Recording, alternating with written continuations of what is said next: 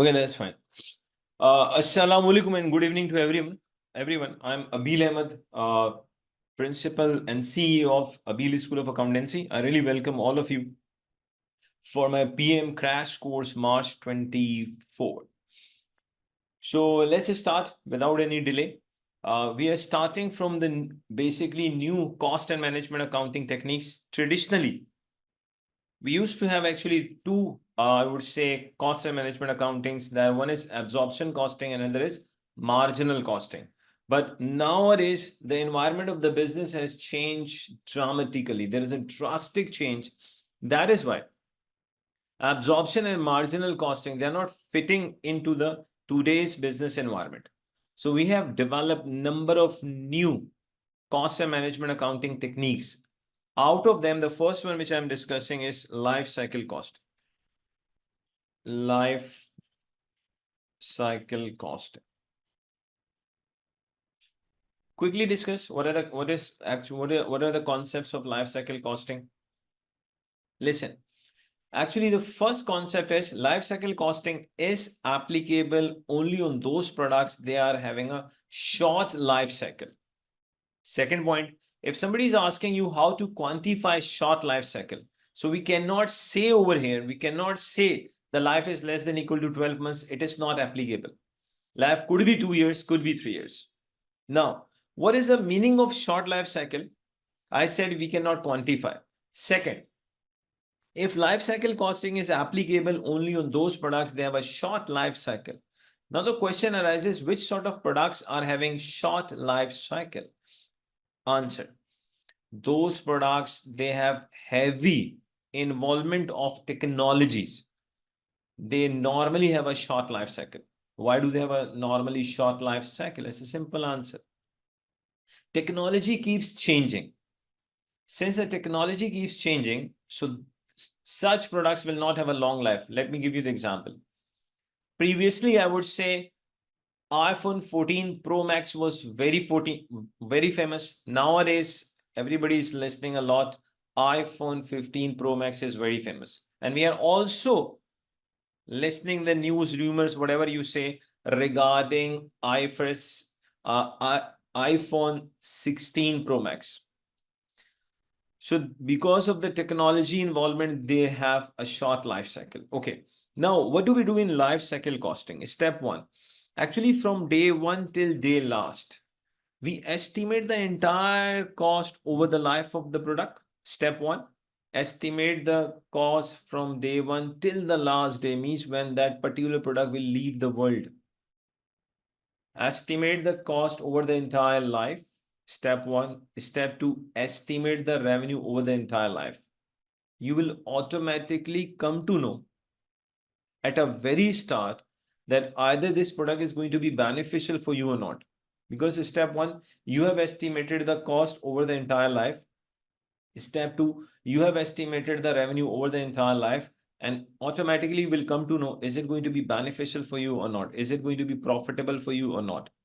Now, what is the benefit of going towards life cycle costing like that? There's a benefit. Since the product is short life cycle, so instead of measuring the performance of a product on a periodic basis, we actually check the performance of the product over its entire life. So if the entire cost is less than the estimated revenue, so definitely we'll be then thinking to launch that product. Now, relating to life cycle costing, few things you should be having a really good idea. Let me quickly tell you. When we say about a product life cycle, so you just need to know few things relating to product development phase, market development, launch phase, growth, maturity, and decline.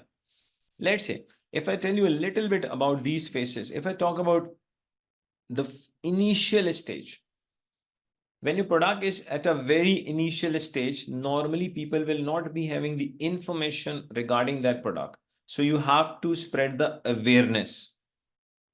Once the initial phase of your product is over and your product has gained the acceptability, then the growth phase starts.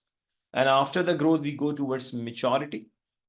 And every organization, they try their best as long as they can prolong the maturity period, peak period, because after the peak, the phase which comes, that is decline. So for you students, you should be having a really good idea about these costs. A specific cost may be associated with each stage, like pre-production, pre-development stage. A high level of setup cost will be incurred in the stage pre-production costs, including R&D. Then look at this launch market development stage. Success depends upon the awareness and trial of the product by consumers, so that this stage is likely to be accompanied by expensive marketing and promotion cost. Growth stage. Look at this. Marketing and promotion will continue through this stage. In this stage, sales volume increases dramatically. Can I say, if the sale volume is increasing dramatically, then logically your fixed cost per unit will reduce. Initially, your fixed cost per unit will be very high because initially the sales volume is very low. So obviously your fixed cost per unit will be very high. But when you achieve the growth stage, when your product achieves the growth stage, the sales volume increases. When the sales volume increases, then obviously your fixed cost per unit will reduce. And the unit cost falls.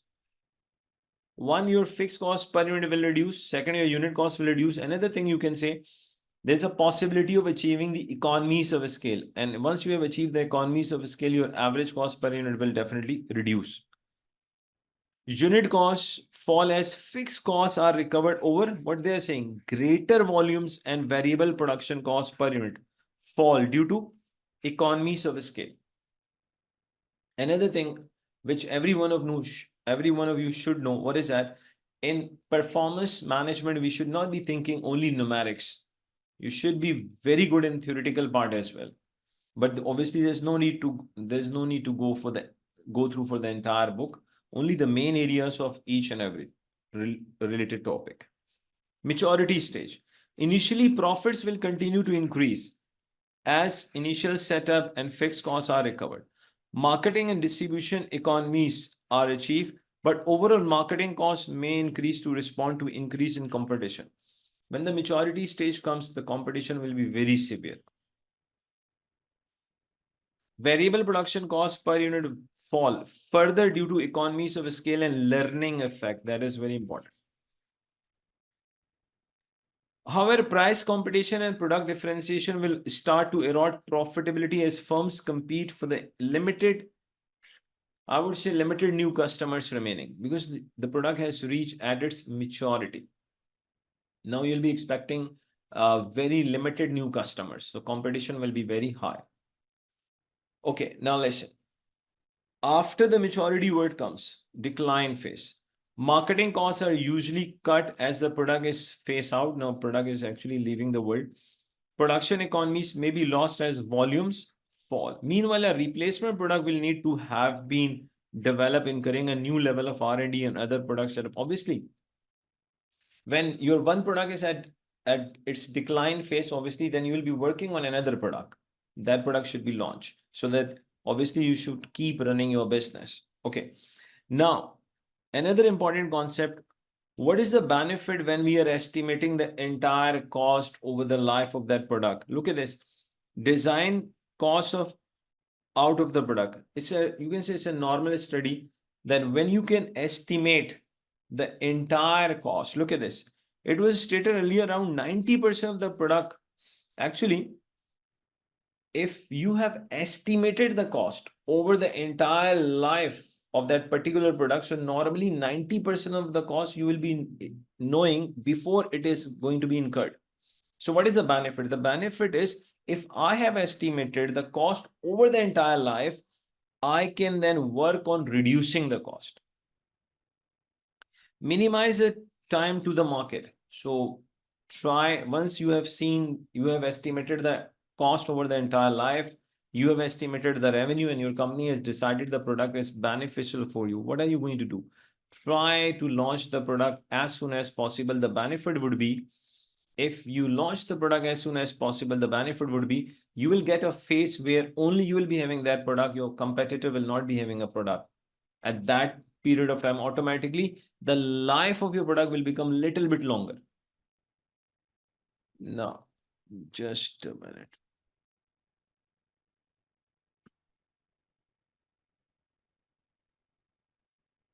Students, you must be having a really good grip on this. Benefits of life cycle costing. It draws management attention to all costs, production and non-production. Look at this, production and non-production. Related to product, which other costing method usually treat as period cost. If I talk about absorption costing, in absorption costing, when we calculate cost per unit, we only concentrate on production cost. Non-production cost we treat like a period cost. If I talk about marginal costing, again, you will be just focusing on variable production cost. The fixed production as well as non-production cost will be treated as a period cost. But what is happening over here in life cycle costing? We are including each and every cost, production and non-production related to a product, which other costing method usually treated as a period cost, including marketing, design, R&D. It focuses on measuring a product cost from the concept to withdrawal rather than reviewing the cost on a period by period basis. That is very important. Logically, I'm not going to measure the performance of a product on periodic basis. So once we know that the product is of a short life cycle product, so it becomes meaningless to measure the performance on periodic basis. Why? Now there's a possibility if you go on measuring the performance of a product which has a short life cycle on periodic basis, you might end up by making a wrong decision. How? If your product is at its initial stage, so obviously at its initial stage, product is not going to be profitable. It will be normally a loss-making product. So if you are measuring the performance on the basis of period by period, then there's a greater chances that you will make a wrong decision by closing that product, because your company might say that it's a loss-making product. Obviously, it's a loss-making product. Let us close it. So instead of periodic basis performance, we go over the entire life. And let me tell you one thing. Please try to understand. When we prepare our financial statements, a very important point, okay? I'm going to link this with financial reporting. When we prepare our financial statements, in your statement of comprehensive income, sales, the amount of sales relates to those products which we are selling. But in the same P&L, in the same SOCI, we also have a research cost relating to those products, obviously, which we are not selling, which are still in the research phase. So logically, in your P&L, sales relates to those products which you are selling, but the research cost does not relate to them. Normally, the research cost relates to the products which are still in the research phase. Under IAS 38, we know that whatever you are incurring in research phase, it will be expense out. So logically, what is happening? Those products which are not developed yet, they are actually reducing the profitability of those products which you are selling it. That is happening in our traditional financial reporting. That is why when we say life cycle costing, how we are going to measure the performance of our product, we are going to estimate the cost of this new product over its entire life and the revenue over its entire life. So I hope that point is clear to everyone. It aids understanding of the relationship between decisions at the design stage and the cost of other functions such as marketing. So you'll be having the understanding at a very early stage. It focuses on long-term return of a product, promotions, long-term thinking rather than short-term products with less sustainable gains. Can I say I did just 5 minutes back, I gave an example of earlier iPhone 14 Pro Max was very famous. Nowadays, iPhone 15 Pro Max is famous, and we are also listening something relating to iPhone, I would say 16 Pro Max also. So actually, Apple does not have a short-term focus. When they're using they have, let's say, used the life cycle costing on iPhone 14 Pro Max. So obviously the learning of that, they have definitely used on 15. Now they'll be using on 16 as well. So the entity does not have a short-term focus when they'll be using a life cycle costing. They want to get the returns over for a longer period of time. Management can make better decision as they have more accurate information about all the cost and revenues of each product. So students, relating to life cycle costing, you need to know few things. Number one, you should be having a really good idea of what do you mean by life cycle costing. Second, in different stages, what sort of cost we incurred. And third and last point, benefits of life cycle costing. If you have the knowledge of these 2 to 3 points, 2 to 3 concepts, you can easily tackle, I would say, around 90 to 95% of the past paper questions which are on life cycle costing. Let me share one question and let me pause the recording. Okay, dear student, this question came in December 2020. See, we have discussed just a concept and little bit about different stages in a very quick manner, obviously, and benefits. Let's see. This much knowledge is good enough to tackle this question or no? Let us first read the question, then I'll come to the requirement as well. Let me, recording has started, yes. Midhurst Company. Midhurst Company manufactures air conditioning units and is considering an investment in a new unit that will be used in modern office buildings. Okay. Advances in technology mean that this unit is more sensitive to changes and variation in temperature, and therefore it can regulate airflow and heating more efficiently. Leave everything, just one thing. I said life cycle costing we use in those products, they have a short life cycle. And I did mention one thing, you will find a short life cycle in those products where heavy technology is involved. Something is written, look at this. Advances in technology. So can you see that the concept which we have developed, which sort of products they are going to have a short life cycle? So they are also using something relating to technology is mentioned here. Midhurst Company's competitors currently do not have an equivalent product that can offer these features. Now listen, if you can launch this product before your competitors they are going to launch, automatically your product life cycle will be little bit obviously longer. Your product will be having a time period where it will be in the market alone. Your product will not be having any competition. So what product life cycle says, once you have estimated the cost over the entire life, you have estimated the revenue over the entire life, and it is now you get to know that this is a beneficial product, and try to reduce the cost as much as possible, but try to launch the product as soon as possible. This thing will make your product life a little bit obviously longer. Midhurst Company expects to sell 10,000 units. What are they saying? Over the predicted 5-year life cycle. Look at this. If you go back 30 minutes back, maybe 20 minutes back, I did mention one thing. If somebody asks you a question, then you are saying life cycle costing is for products, they are having a short life.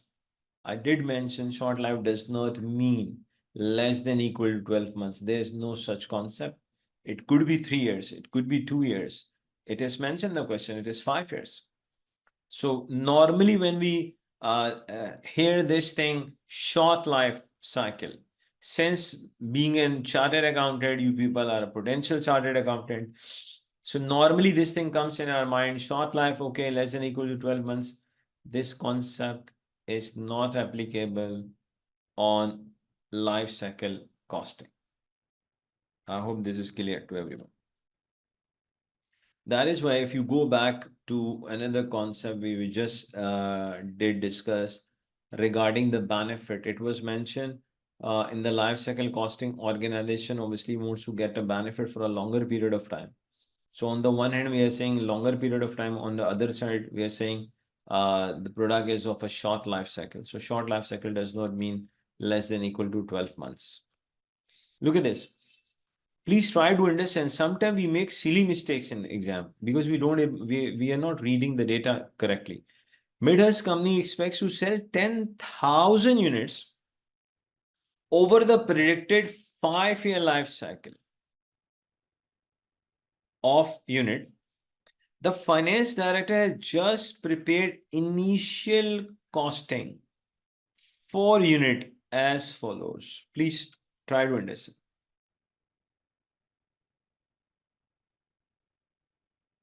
Midhurst company expects to sell 10,000 units over the predicted 5-year life cycle of the unit. The finance director just prepared initial costing for the unit as follows. For the unit as follows. So examiner has given you over here cost of 1 unit. Please read it. For the unit as follows. R&D, obviously you are going to produce even 1 unit or 2, you have to bear this R&D. So R&D cost you have to bear, which is 6,200, but we have already ignored 3 zeros here. Logically, it's going to be 6.2 million. So examiner has given you a cost of 1 unit. Sometimes we make these silly mistakes in exam also. This is your design cost. Never forget 3 zeros are already ignored. This is your marketing cost. Variable production costs per unit. I have a question. Please, you people have to just reply in the chat box. What is the variable production cost per unit? Can I say logically variable cost of production per unit is 42,000? Is this clear to everyone? It is not 42. If I say the total cost, can I say the total variable cost per unit? Logically, it is 42,000. Is this clear to everyone? Please write in the chat box.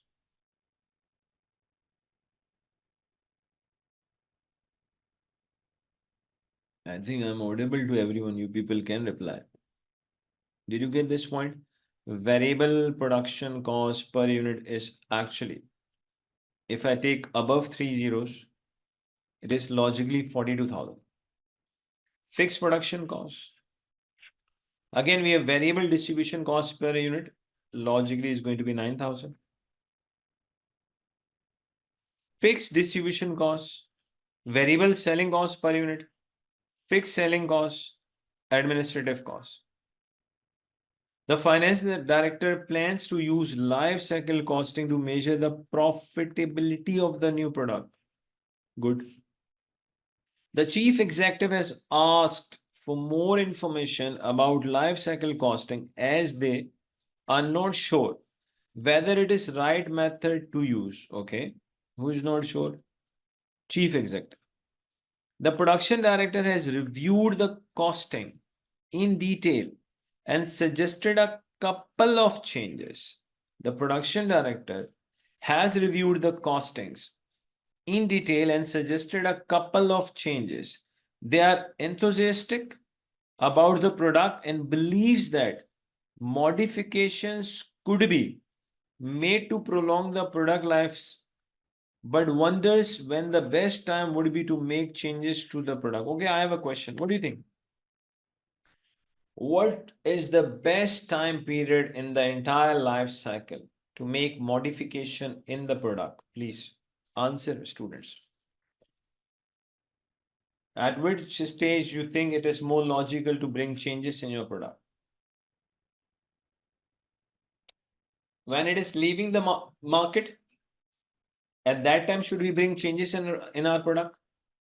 Or should we bring changes initially, growth stage at when? Let's see.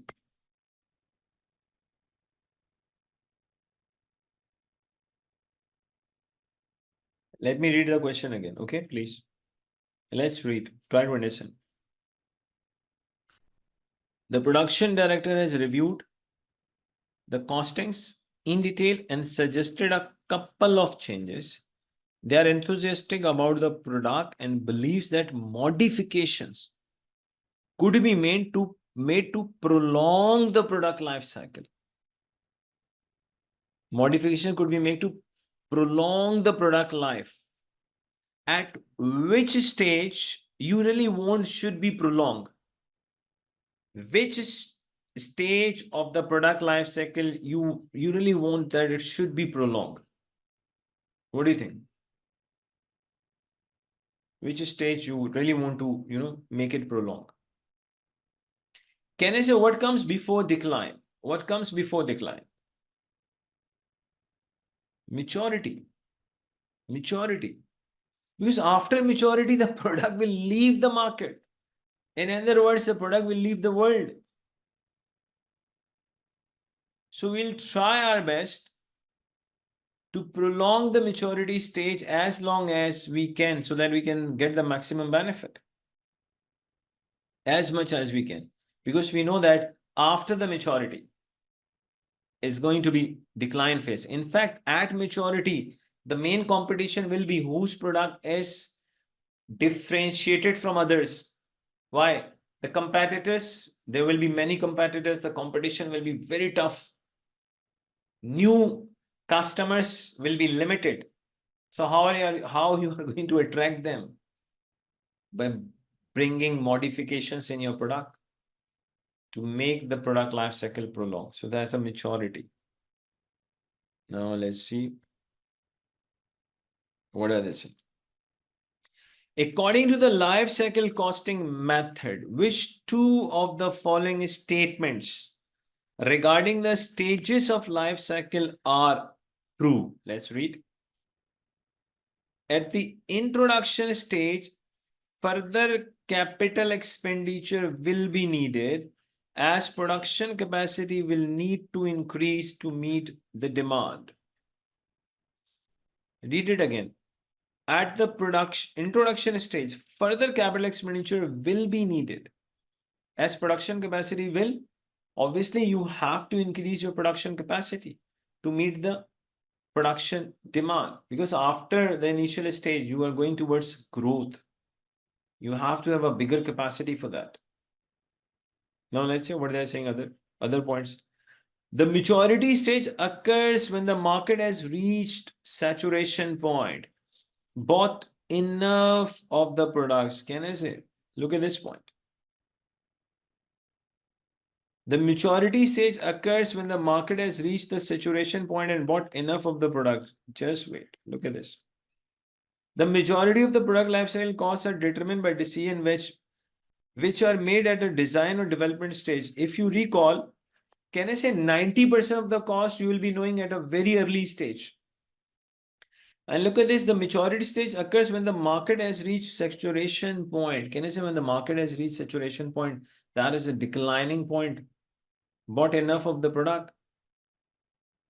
Look at the C. This is basically referring towards decline. The majority, if you just go back, we did discuss that initially in life cycle costing, you will be having a really good idea about 90% of the cost. What is written in D, let's say. The growth stage, when the sale will have reached their peak and becomes stable, will be most profitable. I think we did discuss. I think we just discussed one thing. At peak, profit will not be maximum. Can anyone tell me why at peak profit will not be maximum, please? Why profit will not be maximum at the growth stage? They're saying the growth stage when the sale will have reached their peak. Do we reach at sale reaches at peak at their growth stage?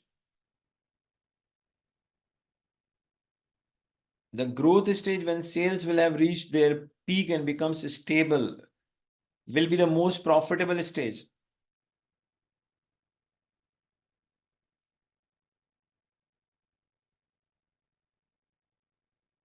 Can I say the product reaches at peak at its maturity, not at growth? Is this clear to everyone? Product reaches at its maturity, at its peak, rather than at growth stage. Is this clear to everyone? So instead of growth stage, what they should have written?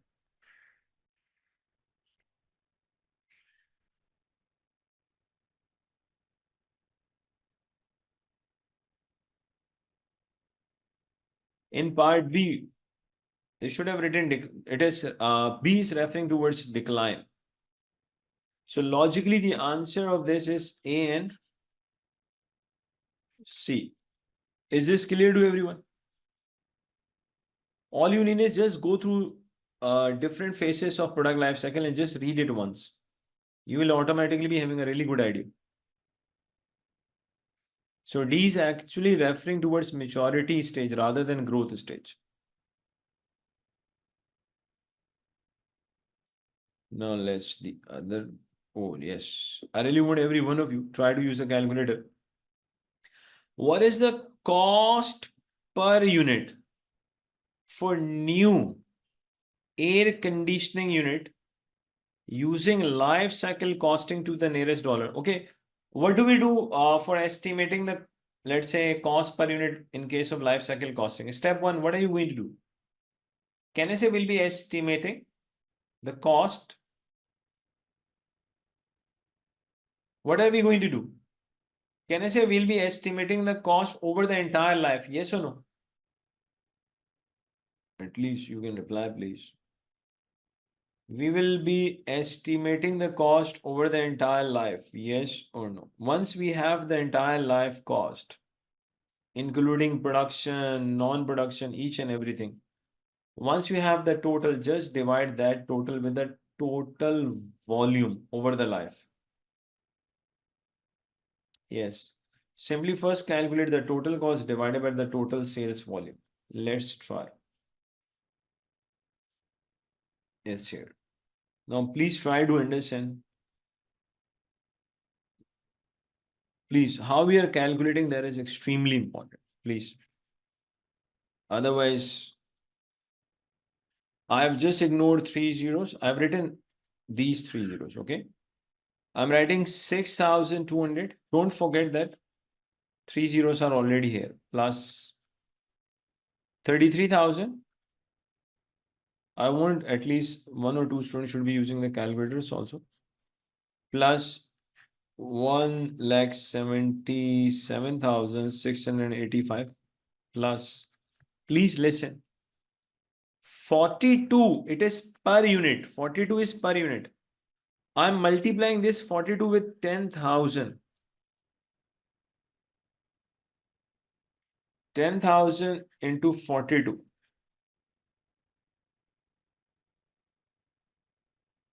42 is per unit, okay? We are multiplying this with 10,000. What are we doing? We are calculating the cost over the entire life. Plus 98470. Obviously, the fixed cost remains fixed. Plus, what should we do with this 9? Please, students, reply. This 9 is variable distribution cost per unit. What should we do with this 9? Can I say 10,000 multiplied by 9 plus fixed distribution cost? Fixed distribution cost, where it is? 10,000 plus variable selling cost per unit.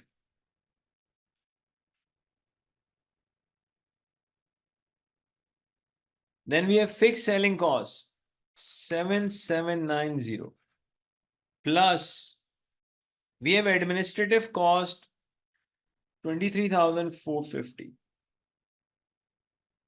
Let us use the calculator, please. Let's apply 6,200 plus. I want other students, please. You people also try.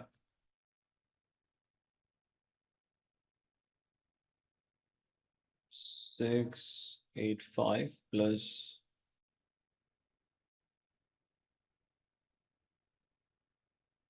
98470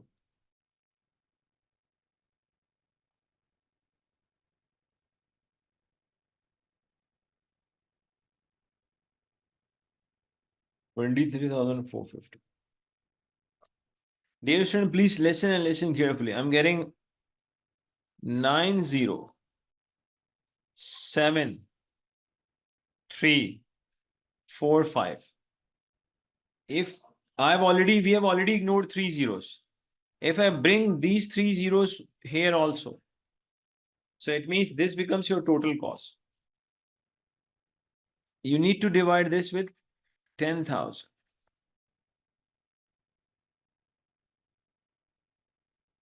I'm getting 90,734.5.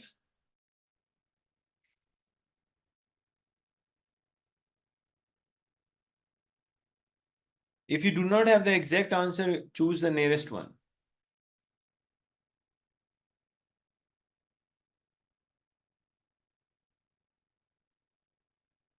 Please, student, you can reply. Is this clear to everyone? Azan is happening, just 1 minute break. Let me pause the video. Why it is not coming? Recording has started. Okay. The production director has suggested the following change for the costing of the new unit.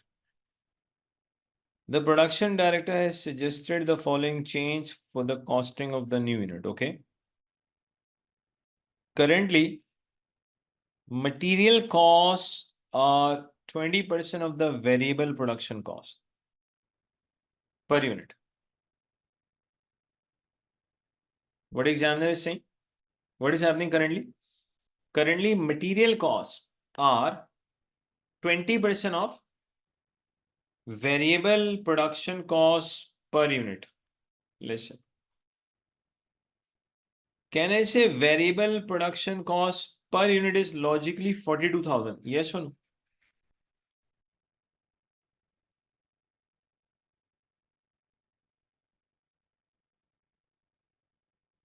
If we take 20% of this, which is 8,400, this is the cost of material. You can read it again. Currently, material costs are 20% of the variable production cost per unit. One of the materials used is stainless steel, which is budgeted at $2,000 per unit. But an alternative corrosion resistant metal costing 25% less can be used. If I deduct 2,000 from here, I'll be having a cost of 6,400. Now this 2,000 material, the material which has a per unit cost of 2,000, it can be replaced with another alternative material which has cost 25% less than this, which means that if I take 75% of this, which is 1,500, okay, the production director believes 15% discount can be negotiated for the remainder of the materials. Now listen and listen carefully. For this remainder of the material, director is saying 15% discount can be negotiated. Can I say if I'm going to get a 15% discount, so logically 6,400 will become at its 85%. So what examiner wants us to calculate? What would be the revised material cost per unit to the nearest whole number? Can I say 6,400 will become at its 85% because of getting that entity is going to get a 15% discount. 5,440, and this 2,000 after the reduction of 25%, it becomes 1,500. Alternative material is 25% cheaper than the existing one. So obviously we have to take 75% of our existing material cost. Here comes the revised cost. I'm getting 6,940. Is this clear to everyone? We are getting 6940. Students, you can reply, please. Is this clear to everyone?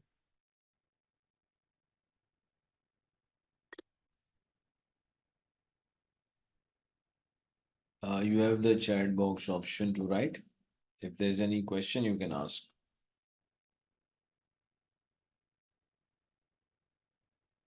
I'm waiting, students. I hope everyone is giving PM in March 24. Yes or no?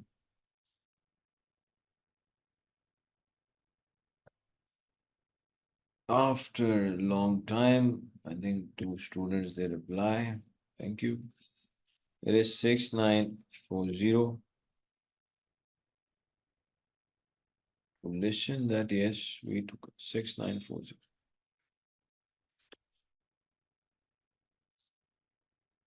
Question 4. The production director has also asked about the implication of production planning. If the company wishes to extend the product life cycle, at what stage of life cycle is the new unit most likely to undergo product development? At which stage you really want your product to have a longer life?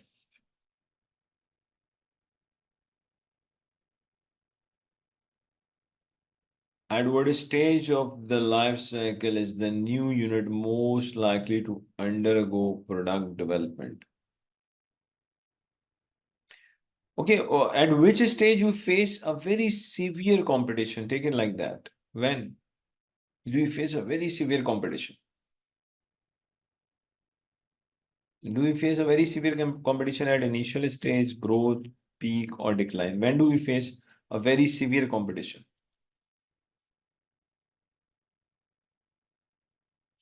Number one, when do you face a very severe competition? Second, which stage of the product life cycle you really want should be prolonged?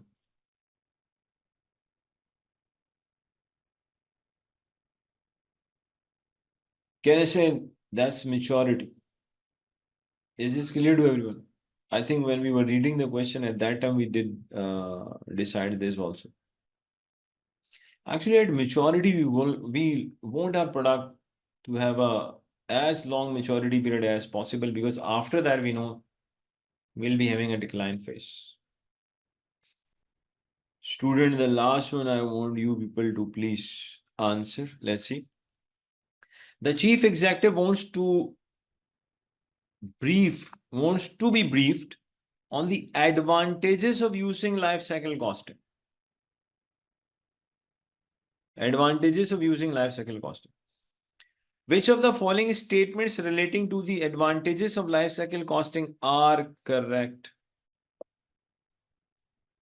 It draws management attention to all costs related to product, which other costing method usually treat as a period cost. We did discuss. Can I say correct? Yes or no, please? The first one is correct. Now let's go to other one. It focuses on measuring a product's cost from a concept to withdrawal rather than reviewing the cost on a, can I say again, correct? It focuses on what consumers are prepared to pay for a product and establishing cost budget based on expected selling price. Can I say they're talking about target costing? It is not a life cycle costing. It focuses on what customers are prepared to pay. That is target costing. Is this clear? Point number 3 is actually pointing towards target costing. It is not a life cycle costing. What customer is prepared to pay you? When you try to determine this thing, we are talking about target costing. We are not talking about life cycle costing. It aids understanding the relationship between decision at the design stage and the cost of other functions, such as marketing. I think that was the first benefit when we were discussing the benefit or advantages of life cycle costing. So let's see, do we have this option or no? 1, 2, 4, 1.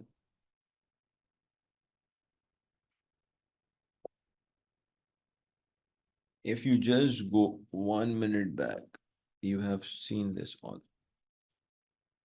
Look at this.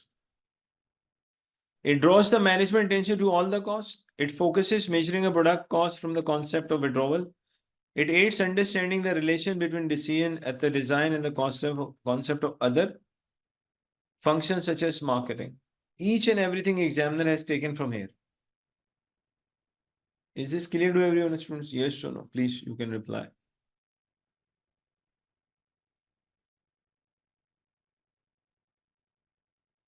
Let me just save this page.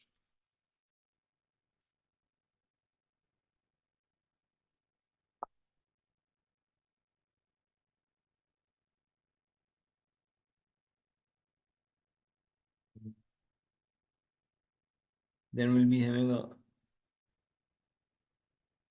Okay, dear students, welcome back after the break. Another topic we are starting, that is target costing. Just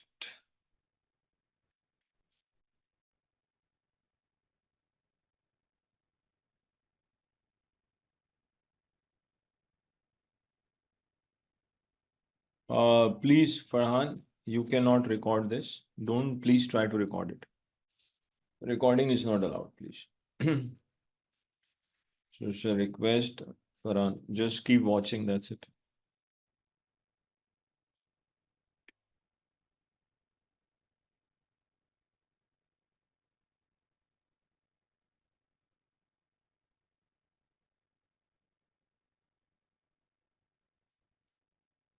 Target costing, please listen. Basically, again, I would say target costing is a very different costing as compared to our traditional costing, that is absorption and marginal. Actually, what do we do? Target costing. In target costing, let's say if you are about to launch a new product or you're thinking to launch a new product, before launching that new product, entity obviously carries out, before in fact investing in that new product, what entity does? First entity carry out the research. In that research, they try to determine that what price customer is willing to pay, customer is prepared to pay. It means in target costing, step one, obviously it takes time, is you have to carry out the research. So entity carries out the entity, what it does, it carries out the research to determine, to decide what price customer is willing to pay, is prepared to pay. So step one, you decide the selling price. Then, okay, decide the selling price. But let me repeat, how do we decide the selling? This is not the entity. We are not the one that we are saying this much we will be charging. No, no, no, no. We are actually conducting a research. We are carrying out a research to decide, to determine what price customer is going to pay us. So this is how we decide the selling price. Then we determine what profit actually we need.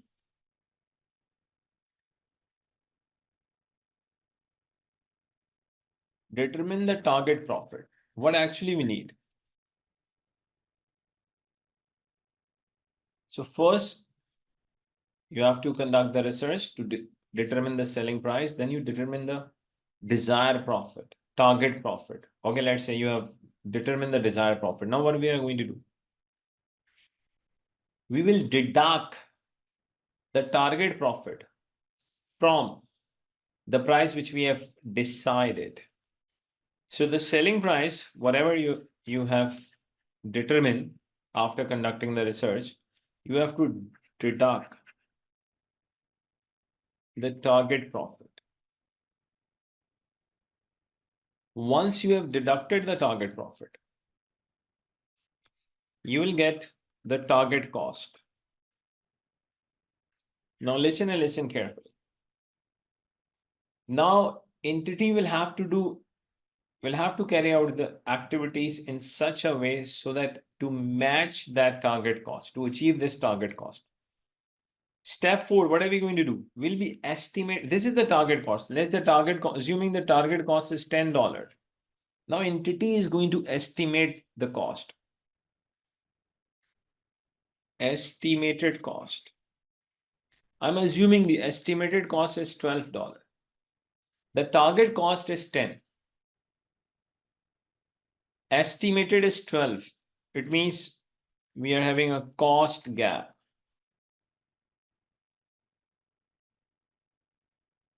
$12 minus 10. We are having a cost gap of 2. We are having a cost gap of $2. Now we have to carry out the strategies to implement the strategies to reduce this cost gap. Because we can only achieve the target profit by achieving the target cost. Logically, we cannot increase the selling price because how did we decide the selling price? After conducting the research. So let's say you cannot, obviously in target costing, I cannot increase the selling price. So all you need is just focus only on one thing, that is to reduce this cost gap. Now the question arises, how can we reduce this cost gap? Actually, we wish to eliminate this cost gap rather than reducing it. But at least if I cannot eliminate it right now, so I should try to reduce it. So what are the strategies? By following those strategies, entity, they try to reduce the cost gap. One possible strategy is to go towards alternative materials, obviously without compromising on quality. Why? Because if you have chosen a cheaper raw material after compromising on the quality, nobody is going to buy your product. So the main thing is we are going towards, let's say, alternative material. We are thinking for the alternative material, which is cheaper than our existing one, or which is cheaper than the material which we have already decided. But we have to make sure that we should not be compromising on quality. We did one question in life cycle costing, if you remember, that I think director, they came out for the alternative of a stainless metal. There was a different, they introduces a different material, different metal. It was cheaper. So means the same thing we are saying here, but without compromising on quality. One is alternative material. This second possibility, why not to change the supplier if the new supplier gives you the same material with the same quality at a lower price, if it is possible. Another possibility, try to bring cheaper labor. If you can do that, make sure do not compromise on quality. Another very important concept, by following that, you can reduce the cost gap. That is very important. Please listen. We want to reduce cost gap because this is the only way. If we can eliminate that, this is the best. Otherwise, at least reduce this. There is another strategy. By following that, we can reduce the cost gap.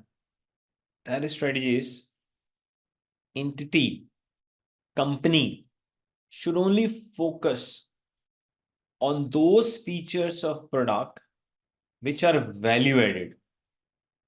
If there are any non-value added features in the product, eliminate them. Now the question arises, what do you mean by value added features and what do you mean by non-value added features? Listen and listen carefully. Value added feature means against which customer is willing to pay you. That is value added feature. If I just give an example, please, you people can say yes or no. If your company's, let's say if there's a company which is launching a new car, okay, they're about to launch a new car, they're thinking to launch a new car. Can I say, if with that new car, they provide the feature of panoramic sunroof, people will be willing to pay additional against that panoramic sunroof, yes or no? You might have seen in the market, those vehicles, they have a hard top. The price is lower as compared to the Civic model, let's say, which has a sunroof. Panoramic is obviously bigger than the sunroof. So it means that people, they assign value to the sunroof, to the panoramic roof. You might have seen that those people, they are having really big, giant vehicles. If it does not have a panoramic sunroof, they do, complain that we feel something which is missing. So it means that is one of the features. Second feature could be, if the vehicle is providing a 360 camera, people are willing to pay. It means that is a value added feature. Now, let me give you an example. For example, you want to buy a new car. If the company says, we will drop that car at your home, and for doing this, we will charge 2 lakh rupees. And the second option is, you can directly come to us, take your car from the showroom and pay us nothing for the delivery charges. So my question is, will you be willing to pay 200,000 just for this thing that company is going to drop that car at your home? Will it be adding any value to your car? Please, students, can you reply if you are here? Does it add any feature value? No, it is not adding any value, of course. Why would I pay 200,000 for what? It's not adding any value. So try to reduce non-value added features and just focus on value added features. Okay, let me just write the message in the group, or you people can write that class has started. If someone wants to come, just a minute, let me say class has resumed.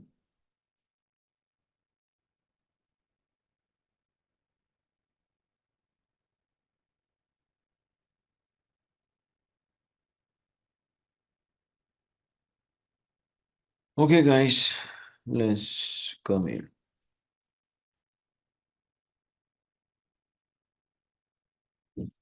Target costing process. Determine selling price at which product can be sold. A very first point, you are having external focus. Traditionally, what used to happen? We were estimating, the cost, then we were adding markup or margin what we want. And this is how we used to decide selling price previously. But now over here, what is happening? Determine the selling price at which product can be sold. So external focus. Then determine the profit margin that the company wants to earn. What is the profit margin which company wants to earn? Deduct the profit margin, means the target profit, from selling price to arrive at target cost. Estimate the cost of the product and compare it with the target cost. Difference is known as cost gap, which is closed by some form of cost reduction. How to close the cost gap? Cost gap is the differences between estimated cost and target cost. It can be reduced by using different materials, obviously without damaging the quality. We have highlighted enough this point. If you have gone on alternative material and you have compromised on quality, nobody will be buying your product. Focusing on alternative product designs, try to change the design if it is possible and it reduces the cost. Review entire supply chain. I did say if you can change the supplier, obviously change of supplier should not be costly, and the new supplier gives you the same material at a lower price. Using lower skilled workers provided does not affect quality. By achieving economies of scale, a very important point is economies of scale you will not be achieving in day one. It takes time. Because can I say, to achieve economies of scale, the sales volume has to be really high, really big, and it takes time to achieve that economies of scale. Now, what are the benefits of target costing? It has generally been seen that the costs are reduced by 25 to 35% under target costing, as cost reduction is focus on right from the start. So what is the focus in target costing? Only one thing. Try to reduce the cost gap, try to close the cost gap. So the entire focus is only on one thing, to reduce the cost. Then let's say research says normally entities, they will be able to manage to reduce the cost by 25 to 35%. From the very start, external factors, that is competitors are focused, which may lead to more success. Cost control will begin much earlier as compared to traditional methods. Can you tell me what is a traditional method of relating to the cost control? What is the traditional method for cost control? I think I'm really confident that every one of you have studied standard costing variance analysis. So traditionally, what do? We carry out the variance analysis. We carry out the variance analysis. And once there's a variance, then we find out the reason why did it come, what was the reason. So traditionally, we go towards variance analysis, but that is when you have found a variance, it has actually happened. Over here, we are trying to reduce the cost as early as possible. So cost control will begin much earlier. What are the consequences of target costing pricing? As target costing will result in cost saving, this will enable the company to lower its selling price as well, thereby leading the stronger standing in terms of market share as well. So if you cannot see in target costing, we cannot increase the selling price. If you have the capacity to reduce the selling price, then you will go ahead. The benefit would be automatically you will be having a really big share of the market. But it can only be achieved if you can reduce the cost. Cost control, target costing has favorable impact on cost control, as now focus is towards control of the cost rather than recording the cost. Performance management. Now listen, traditionally, how do we measure the performance? Traditionally, how do we measure the performance? The name of the technique is ratio analysis. We carry out the ratio analysis, then we measure the performance. Now, you are having something, I would say, new way of measuring the performance. Just see, is the cost gap close or not? On that basis, you can measure the performance. The existence of cost gap can provide a new indicator of performance management, thereby enhancing the performance management. Now we'll be asking our managers, people that are involved in that product, reduce the cost gap. Only then you will be getting the benefit. Value analysis, value engineering. I did give you one concept. There are two types of features. One is value added, against which customers they will be willing to pay you. You will be having, and there are non-value added features against which customers are not willing to pay you. So try to eliminate, in fact, non-value added features and try to just stay with value added features, because non-value added features, they're just increasing cost of your product. People are not willing to pay you against that. Value analysis, value engineering is a concept whereby product is critically examined by specialists, and then features of the product are divided into value-added features and non-value-added features. Those features of product which are important in the eyes of customers are regarded as value-added features. Customer impact pays for these features.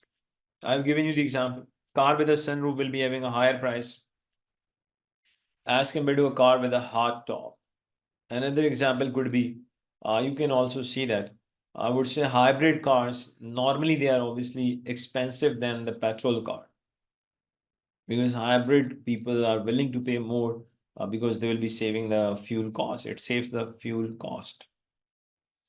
Those feature products which are not important in the eyes of customer are regarded as non-value added feature. Customer does not pay for these. Customer is not willing to pay against those features.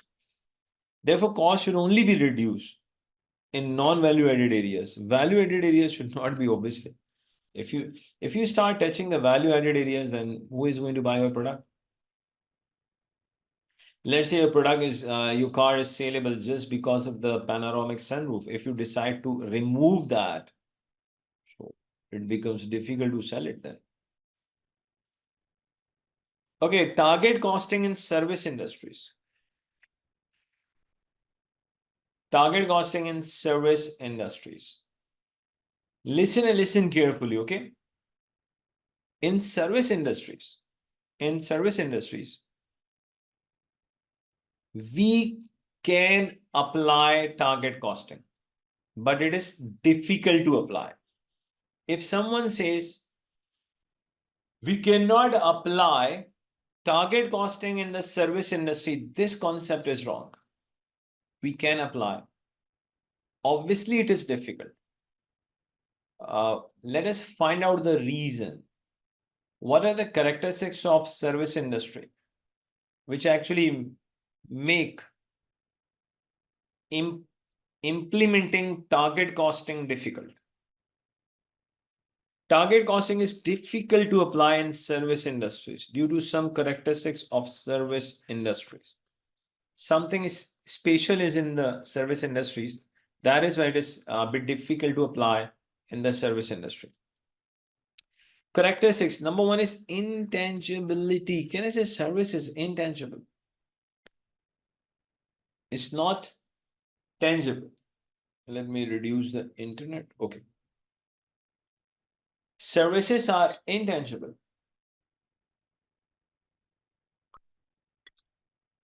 And actually, when we buy something physical, we know what we have bought. Services are intangible in nature. There is no physical substance that creates difficulty to apply target costing. Heterogeneity. See, you will not be having the same services again and again. If I give you an example, see, obviously we all are, alhamdulillah, human beings. We all cannot be in the same mood forever. It's not possible. We are human beings. Sometimes you will be very happy. You could be sad, you could be angry, and that's natural. But if you say, no, sir, I am in the same mood since I remember since class 10 or class 9, so it's difficult to believe, sorry to say. We all cannot be in the same mood. Unlike a manufacturing product, it is difficult to maintain consistency in service offered. It's difficult. Simultaneity. Services are produced at the same time they are consumed. You cannot store the services. If you have visited to the barber shop and you're sitting on a chair, and obviously the hairdresser is doing his work, as soon as you will get up, the product will be ready, and I hope the product will be really good.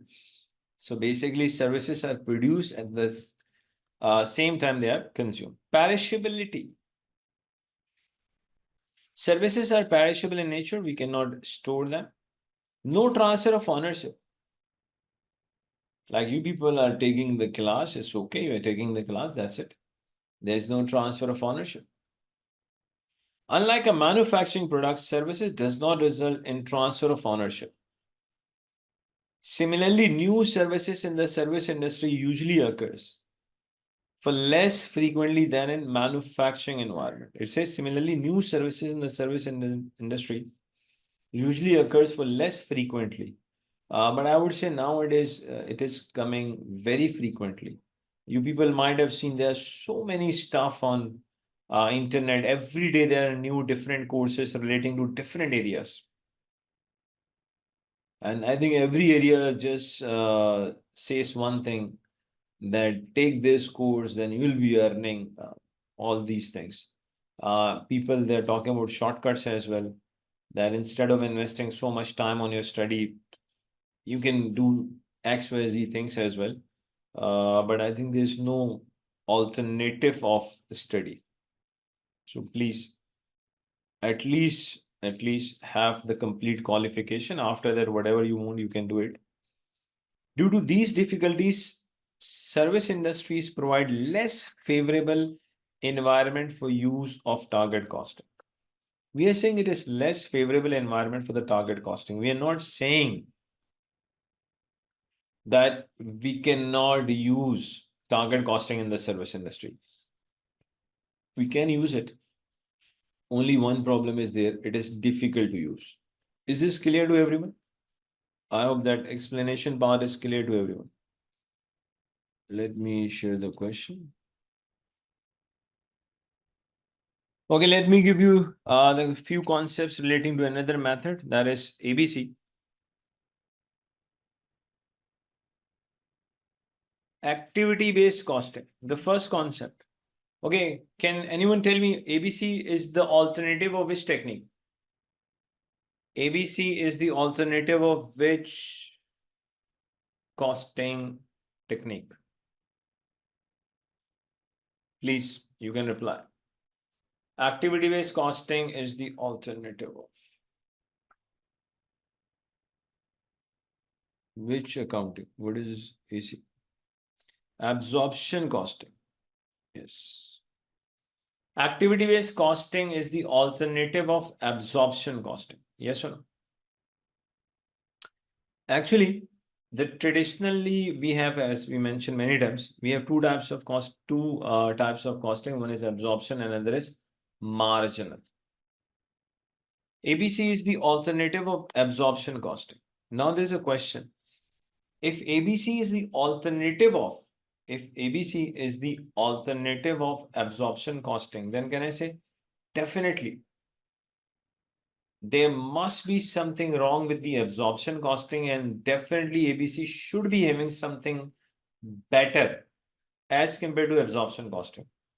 Otherwise, we won't be talking about ABC today, and we won't be saying that ABC is the alternative of absorption. So let me just quickly tell you what is the exact problem in absorption costing. Normally in absorption costing, what happens? Please listen. In absorption costing, normally what happens? How do we calculate FOH rate?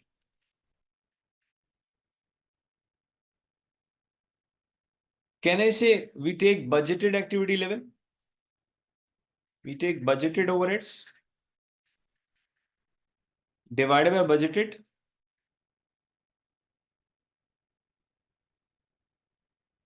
activity level. Yes or no? This is how we find out FOH rate. Am I right? Now, for example, let's assume that budgeted fixed overhead are 100,000. Budgeted activity level, I'm assuming that we have labor hours 10,000. We are having labor hours 10,000. So what will be the FOH rate? It will be, can I say, $10 per labor hour. Yes or no? Your FOH rate will be $10 per labor hour. Now listen, try to understand what is the interpretation of this $10 per labor hour. Logically,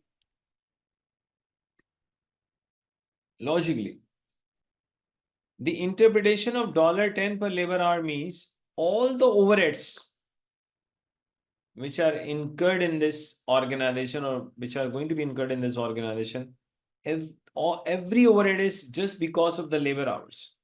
Because what we are saying, $10 per labor hours. So can I say labor hours can only be the, is it possible that labor hours is the only reason due to which overhead is going to be incurred, or this overhead is incurred just because of the labor hours, nothing else? Students, what do you think? Is it possible that each and every overhead is incurred just because of labor hours, or there should be other reasons also? Yes or no?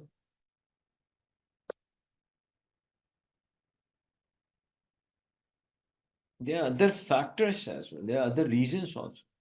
Normally in absorption costing, what happens? Normally in absorption costing, what happens? Either we find out FOH rate, either we calculate FOH rate on the basis of labor hours, and the second favorite is machine hours. So logically, absorption costing does not have different budgeted activity level for us. No, most of the time we are using labor hours, otherwise machine hours. For example, if organization is having labor hours as well as machine hours, then we say, okay, which hours are greater than more than others, use that. But logically, it is not correct. Overheads, they are not incurred just because of labor hours and machine hours, or let's say machine hours. There are other factors as well. So here comes the concept of ABC, activity-based costing. Actually, ABC says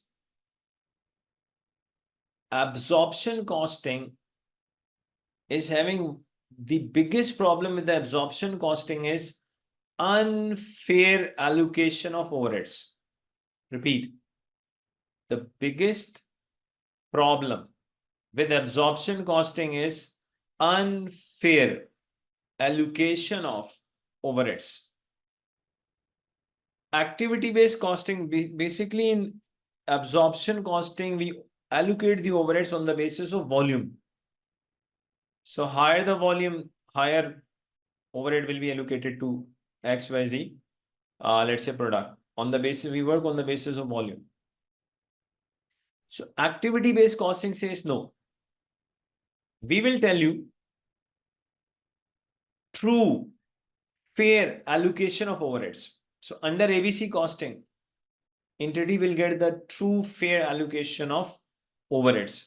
So the biggest difference between absorption and ABC is absorption costing is having the problem that is they go for the overheads allocation, they have unfair allocation of overheads, but ABC actually gives you the fair allocation of overheads.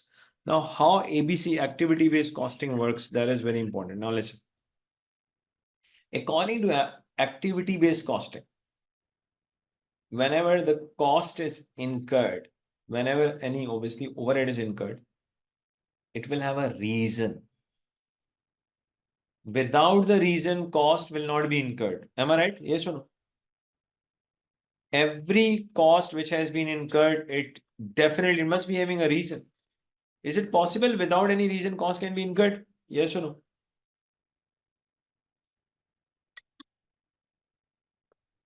No, not possible. Every cost which you have incurred, it must be having a reason. So according to activity-based costing, ABC says do one thing. Try to find out the reasons why cost was incurred and allocate, apportion the cost according to those reasons. So cause, find out the cause. 2, incurred cost. ABC says what should be done? Try to find out the cause to incurred cost. Now listen. Cost to incurred cost. Technical word for this, we have a cost driver.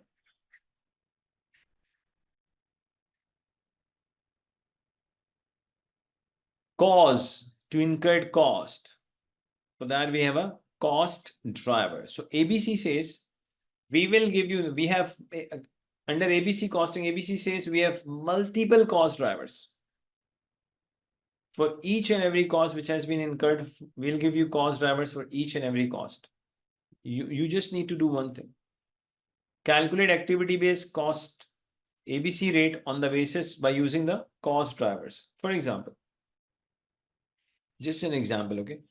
Let's say there's an inspection cost, quality inspection cost has been incurred around $90,000. If quality inspection cost has been incurred $90,000, you just need to find out one thing. That is a total cost for the quality inspection. If the total cost for the quality inspection is $90,000,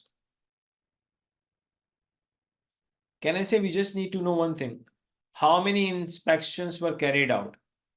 If for the whole year, for example, the total cost which we have incurred relating to the quality inspection is $90,000, you just need to know one thing. How many times inspections were carried out? If I say, assuming 500 times in the entire year, inspections were carried out. So what is going to be the cost per inspection? Can I say it will be 180 per inspection? Yes or no? Okay, now I have another question. Please give me the answer. Can I say this $90,000 is the total cost of carrying out inspections how many times? Can I say 500 times? This $90,000 is the total cost of carrying out total 500 inspections. So can anyone tell me what should be the name for this $90,000? Obviously, at one inspection, the cost was not 90,000, it was far more less than 90,000. So what do you think? This cost was incurred at once or slowly and gradually? This cost was incurred at once or slowly and gradually it was incurred? Can I say logically? Can I say logically this $90,000 is a cost of total inspection of 500 times? So what should be, can I say, what should be the name for this $90,000? Let me give you another example. Yes. Cost pool. This is cost pool. Yes. In cost pool actually gives you the aggregate of carrying out the same activity again and again. So simply, if I give you, for example, any other total cost, so all you need is just divide that total cost with total number of cost drivers. You will have a ABC activity-based costing rate. So the biggest difference between ABC and absorption is ABC says that labor hours and machine hours, they are not the only reasons that because of just these two reasons overhead will not be incurred. There are other factors also, there are other reasons also. Try to find out those reasons and calculate activity based costing rate according to those reasons by using those cost drivers. ABC claims to give you the fair allocation as compared to absorption. Steps for ABC. Eliminate the concept of totality of overheads. What do we do in absorption costing? We take total overheads, yes, no, divided by total budgeted activity level.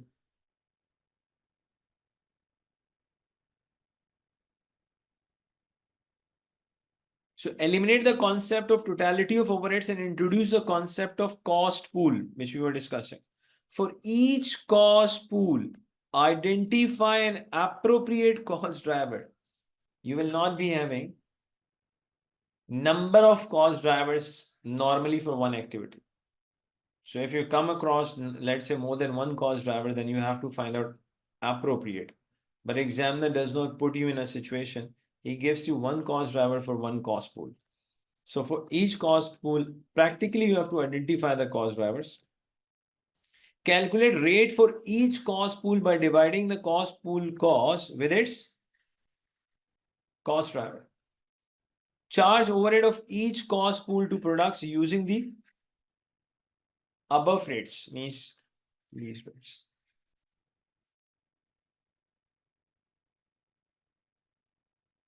When overheads are charged after such an extensive procedure, on the basis of which they arise, it is likely there will be a fair allocation of overheads. ABC only appropriate when indirect costs are a major. This is very, very important. Listen, you will not be able to get true benefit of activity-based costing if in the total cost of your product, the portion which relates to overhead is not major. If overhead cost is itself very nominal, then there is no benefit of applying ABC. ABC will not be able to make any difference because logically we know that under absorption costing as well as under ABC costing, can I say the total overheads remain same? Yes or no? Under absorption costing as well as under ABC, total overheads, they remain same. Yes or no? There's no difference in the total overheads. Only the difference is in allocation. So a very important point, ABC is most beneficial when the overheads are major portion of your product cost. If indirect costs are very small, then ABC traditional costing are unlikely to show much difference. They're more or less they will be same. So what are the advantages of ABC? ABC leads to fair allocation. Why? Because overheads are charged on the basis of activities rather than machine hours or labor hours. Profitability of each product is identified realistically as costs are accurate. Are you getting point number 2? Now listen, there's a possibility. Right now, leave that relevant costing concept. What I want to say, there's a possibility that under absorption costing, let's say there are 3 products, A, B, C. There's a possibility that product A is a loss-making product because of unfair allocation of overheads. Let's say B is the product which gives you the highest profit. C gives you the profit less than the B. There's a possibility because of absorption costing unfair allocation of overheads it is happening. Can I say this? It is very much possible that if the product A is a loss-making product under absorption costing, it might be profitable under ABC. Is it possible? Yes or no? Due to fair allocation of overheads. Is it possible, students? Yes, no. Yes, it is possible. And it is also possible that all those years you were thinking that product B is the best profitable product for the entity. But as soon as the company went on ABC, they came to know the main product is C, which generates the highest profit for the company. It provides more accurate cost per unit. As a result, pricing, sales strategy, performance management, decision making should be improved. It provides much better insight into what drives the cost overheads. ABC recognizes that overhead costs are not all related to production and sales volume. Look at this. What they are saying, ABC recognizes that overhead costs are not all related to production and sales volume. I think I did discuss there was a cost of 90,000 because of the inspection. There could be a setup cost also. There could be a cost of, let's say, visiting to the site. So it's not the only. ABC recognizes overhead costs are not all related to production and sales volume. There are other reasons also. In many businesses, overhead costs are a significant proportion of total costs, and management needs to understand the drivers of overhead costs. This. Okay, let's go for disadvantage. Okay, ABC can be used just as easily in service costing as in product costing. ABC can easily be used. What about target costing? What about target costing? Is it easy to use target costing in the service industry? Is it easy or difficult? It is difficult. Target costing is difficult to use in service industry, but for ABC, we are saying it is as easy as ABC is easy to use. What are the disadvantages of ABC? It looks I would say very it sounds fascinating that we are going on ABC. It gives us a fair allocation of overheads, but it is time consuming and it is at the same time costly as well. Why time consuming? Why costly? Do you think an entity, let's say, who were using absorption costing for last 10 years, 20 years, all of the sudden they cannot go on ABC? You have to train your people, you have to train them, you have to change the system as well. You need to have a system which can give all the information which is required for ABC. So it is going to be obviously time consuming or costly as well. Yes or no? Take the example of ACCA. All those years, ACCA, everything was manual. We gave all the papers paper basis.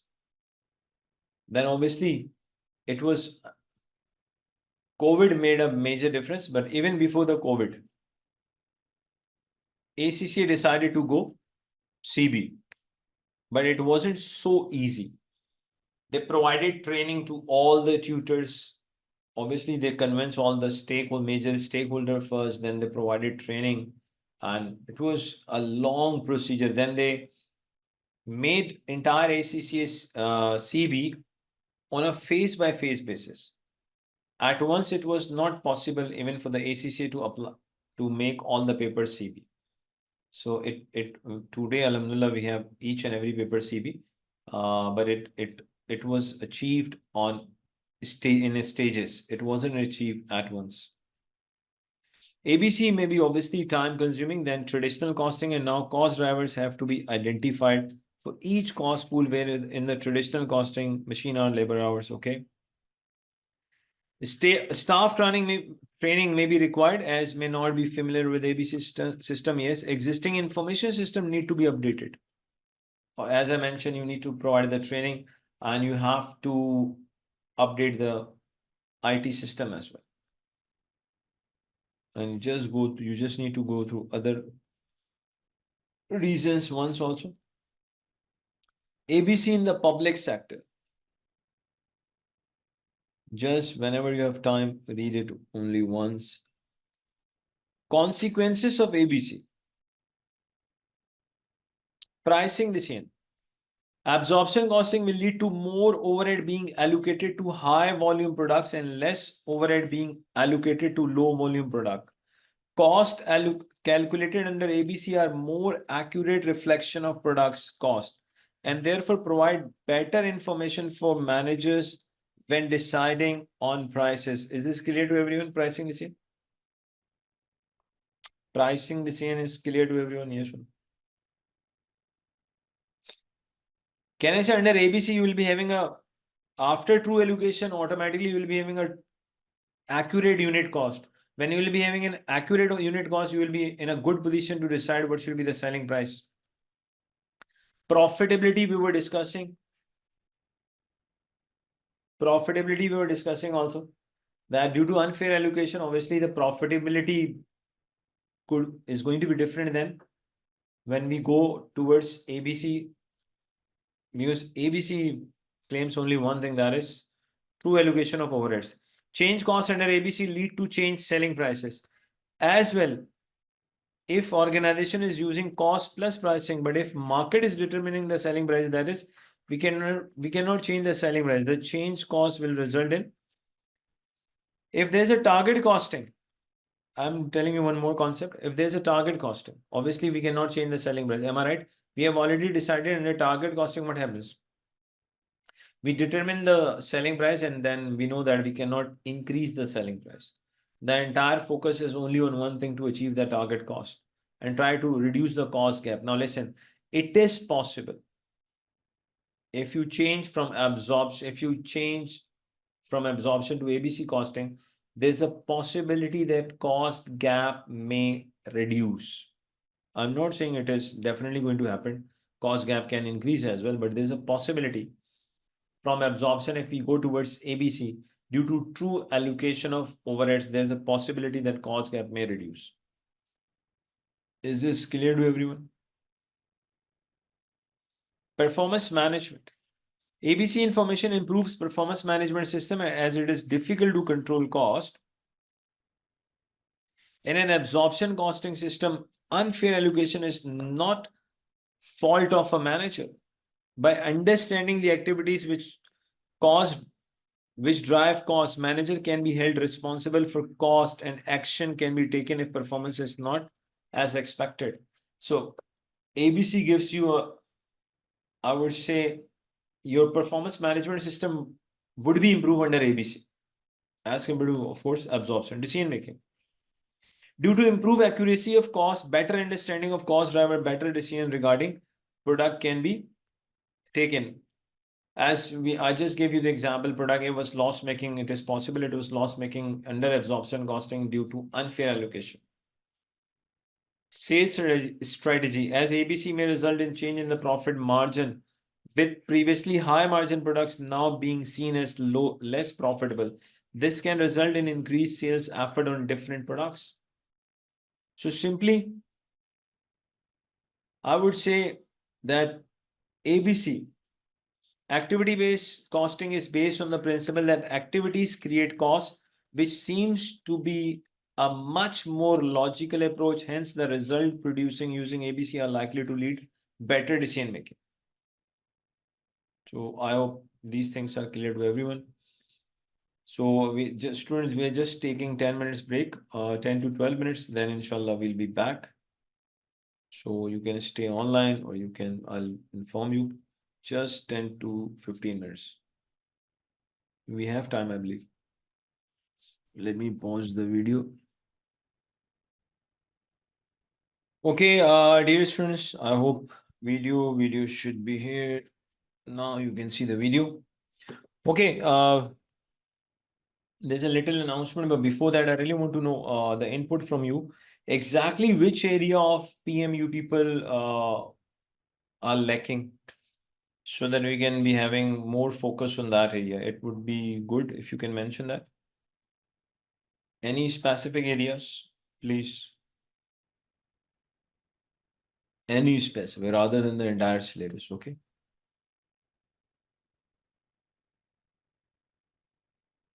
Any specific area where we should be focusing more? Okay, there's one. Analytical techniques. Anything else?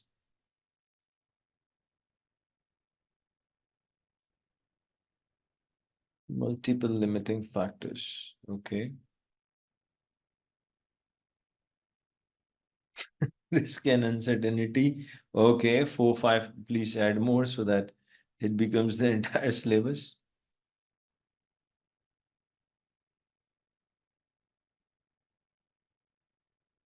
Any other area?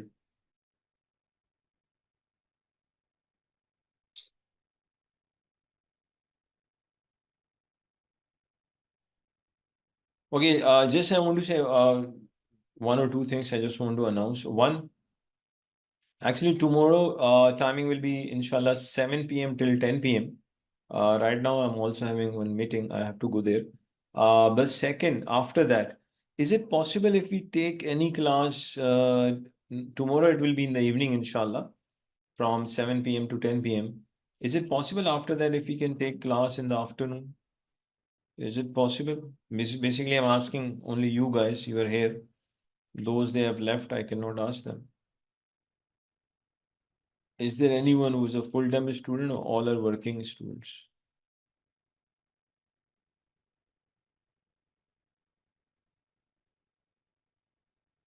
You have to be a bit quick, please.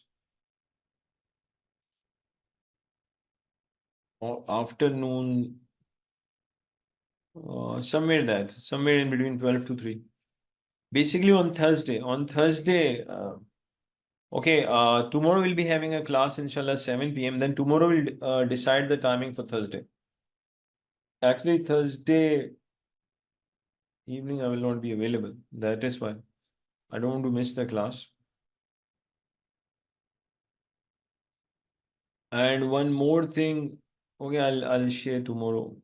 Some of the question, if I give you people and you attempt that, I'll be discussing the queries also. Okay, inshallah, tomorrow, I have to go somewhere right now. Please, tomorrow, inshallah, 7 p.m. till 10 p.m. we'll be having a class. Then tomorrow we'll discuss the timing of Thursday. Thursday, I will not be available in the evening. So, and I'll make sure those students, they are going to attend the class tomorrow. They should be getting the recording of Thursday. I'll make sure that. So because Thursday timing will be changed because of me, so I'll compensate the student, but provided that only those students will be compensated, they are coming tomorrow. I think it's a fair deal. If you're coming tomorrow, you deserve to get the recording of Thursday as well. So I think there's a fair deal. So thank you very much. And inshallah, tomorrow 7 p.m. Please dot 7 p.m. tomorrow, inshallah, we'll start. Thank you very much. And I would say have a nice life. And thank you very much that you people have taken out time to attend this class. Thanks a lot.